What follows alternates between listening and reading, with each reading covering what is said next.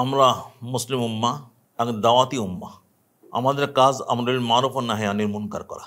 আমরা অন্যায় দেখলে তারা প্রতিবাদ করব, আর ন্যায় কাজ এর হুকুম দেব, ন্যায়ের প্রতি মানুষকে দাওয়াত দেব। এই দেশবাসী সকলেই আমাদের মাদউ। এই দেশের কেউ আমাদের প্রতিপক্ষ নয়। মানুষ আমাদেরকে প্রতিপক্ষ ভাবতে পারে, কিন্তু আমরা কাউকে প্রতিপক্ষ মনে করব না। এই দেশের সমস্ত জনগণ আমাদের দাওয়াতের ক্ষেত্র। সবার কাছে আমাদের দাওয়াত পৌঁছাতে হবে। যারা মুসলিম নয় তাদেরকে ইমানের দাওয়াত, আর যারা মুসলিম মুমিন তাদেরকে ইসলামী হুকুম হাকামের দিকে দাওয়াত। আমরা কাউকে প্রতিপক্ষ বানাতে পারি না। আমরা সবাইকেই, সবার প্রতি আমরা দরদি হব, সবার কল্যাণকামী হব। কিন্তু আমরা এখানে এসে ভুল করি। একটা ভুল তো করি, রাজনীতির ক্ষেত্রে আমরা কারো কারো লেজুরবৃত্তি করি, বড় এই দলের কিংবা বড় ওই দলের লেজুরবৃত্তি করি। কিছু সংখ্যক এই দলের, কিছু সংখ্যক ওই দলের। ওলামার কাজ লেজুরবৃত্তি করা নয়। ওলামা আপন জায়গায় মেরুদণ্ড সোজা করে রাখবে, তার নিজের একটা জায়গা থাকবে, এবং সেই জায়গার মূল মন্ত্র হবে আল্লাহ আমরু বিল মারুফ নাহি আনিল মুনকার। সৎ কাজের আদেশ, অসৎ কাজের নিষেধ। যেই সৎ কাজ করবে তাকে সমর্থন করব, তাকে উৎসাহ দেব। আর যেই অসৎ কাজ, অন্যায় কাজ করবে তাকে দরদের সঙ্গে বোঝাবো, তার প্রতিবাদ করব, তাকে বাধা দেব। তাকে অন্যায় থেকে ফেরানোর জন্য আমি আমার সর্বশক্তি নিয়োগ করব, হেকমতের সঙ্গে। যখন যেই রকমের মেহনত দরকার, যখন যেই শক্তি ব্যবহার করা সম্ভব এবং প্রয়োজন, সেটা ব্যবহার করব। কারো লেজুরবৃত্তিও করব না, আর কাউকে শত্রু মনে করব না। এইটাকে বলে ইফরাত ও তাফরিদ।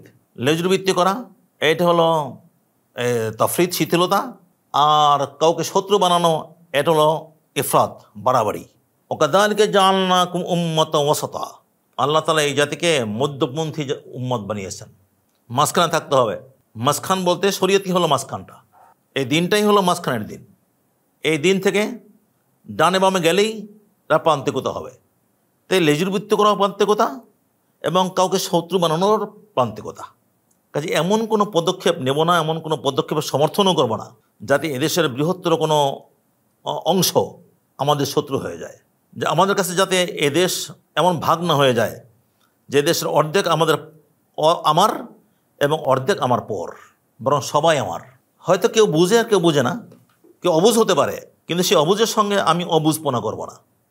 সে অপরাধী হলে রাষ্ট্র তার বিচার করবে, রাষ্ট্রের কাছে আমি তার অপরাধের বিচার চাইব।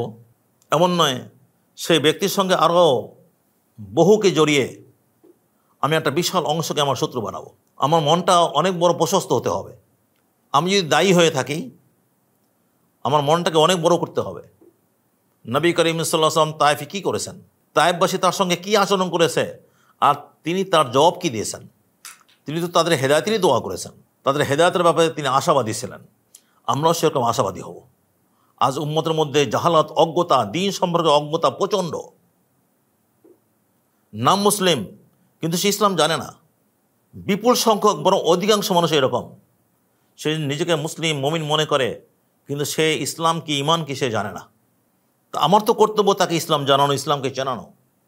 যে ইসলাম চেনেই না, আমি তাকে ইসলাম চেনালাম না, আর তার বিরুদ্ধে আমি কোনো চূড়ান্ত রকমের ব্যবস্থা নিলাম, তো এটা তো ইনসাফের কথা না। সুতরাং আমরা বলবো যে আমি এই দেশবাসীর কাউকে আমার আপন এবং কাউকে পর বানাবো না। যদি কেউ আমাকে পর মনে করে, আমি তার গলা জড়িয়ে ধরবো, কারণ আমার এখানে কাজ করতে হবে। শত শত বছর আমরা এখানে আসি, প্রজন্মের পর প্রজন্ম আমরা এখানে আসি। এদেশ আমাদের এদেশকে আমাদের গড়তে হবে। কাউকে পর বানিয়ে দেশ গড়তে পারবো না। সে গড়াটা হলো ইমানের উপরে, ইসলামের উপরে দেশকে গড়তে হবে। এদেশ ইসলামের প্রতিষ্ঠা করতে হবে। সেই প্রতিষ্ঠা যদি আমি করতে চাই, তাহলে অবশ্যই সবাইকে আপন করে নিতে হবে।